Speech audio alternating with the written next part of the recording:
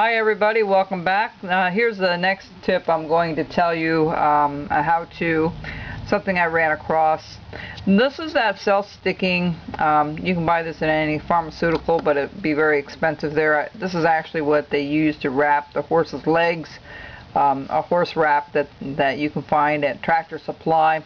Usually comes in a bar about yay long, about 4 inches long, and then I cut it in 1-inch sections with a knife. Now you want to be careful when you cut this with a knife. You don't want to clamp it really tight because then all these fibers collapse together. Now I bought this at a local Amish hardware store, and I bought these actually for like $1.50, I think. And it's a little not as coarse, which I like, because I find if it's too coarse, doesn't feel comfortable too tight around your thumb. It will start digging in a little bit. So, and depending how tight you put it. But I like this thinner stuff a little bit more. You may have to wrap a little bit more, but it's a little more comfortable for me. But I found a lot of uses for this tape. One of the things I use it for is to, if I can find my knives and stuff, I wrap it as on my tools. This is a dockyard. I wrap it around my tools to keep things from slipping. There's like a little bit of a rubbery feel to it, which keeps it from slipping out of your hands and on the wood itself if the wood's a little bit polished. I also do the same thing, if I can just get it here for a second. I do the same thing with my knives. I'll wrap the handles or the pocket knife the same way. Okay, so this is a Tom Ellis knife that I got from him, and this is a real nice knife with a nice handle, and I wrapped that the same way, and I do a lot of my knives that way. Okay, the other thing is, what do you do with the leftovers on these? You wrap it around your thumb, and a lot of times we have a problem with the lighting. You hear it going? Okay, let's put that back up. Okay, it was tilting down. But here's another nice thing you can do with the leftovers. When you use this on your thumb as a thumb guard, I'm going to just do this to show you, and you use part of this and you rip it off, and you use it. What ends up happening is you have all these pieces left, that your thumb fit into. Well, what I do is to put two halves together. If it's big enough, I lap it over my knife, and then I make it into a knife holder. Okay, it's very handy. Just wrap.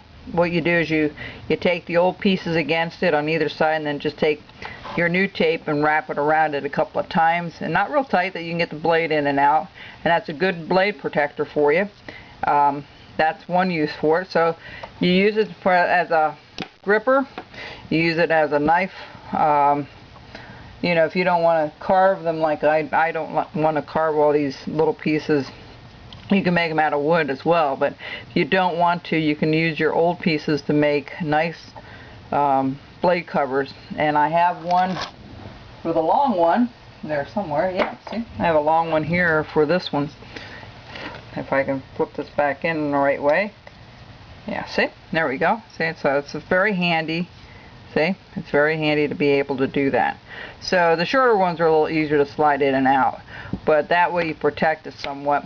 The other neat thing about this, so we have this as a gripper, we have this as a knife protector. There's one other thing I found out this past week. I had a bunch of these because I use it on my thumb for a while, and then I take them off, and they don't always fit back on like they should, and then I use a new one. Well, this is the Tom's machine. I'm not going to show anything about sharpening these, okay? But what I'm going to do is take an old piece. What I do with the old piece is, I kind of found this out by accident. I use that to clean off my wheels, okay? I just did some sharpening. As you can see, it's kind of black. And you can do this dry. It doesn't leave any residue, or very little, and it actually cleans it up. So I do that for a while until I don't see anything on that, or do it a few times here and there, and then flip it over and do the other side. Then I can go the other way here. I do both ways. Get on both sides here, because this is reversible, as you can see. And it's all that dirt comes off of there. It doesn't, and leaves your wheel nice and clean. There's a little bit of residue, just Just kind of wipe that off, and that's pretty clean. I mean, that really does a nice job of cleaning, because I have my thumb on here now and it's pretty clean. But it does a nice deep cleaning on that, so you can use it for that as well. Tom has, you know, some people have asked me to show how to sharpen on those. I am not going to share that because Tom has his own way of doing it. And when you do sharpening, folks, you'll find your own method that works for you, and that's what you should stick with.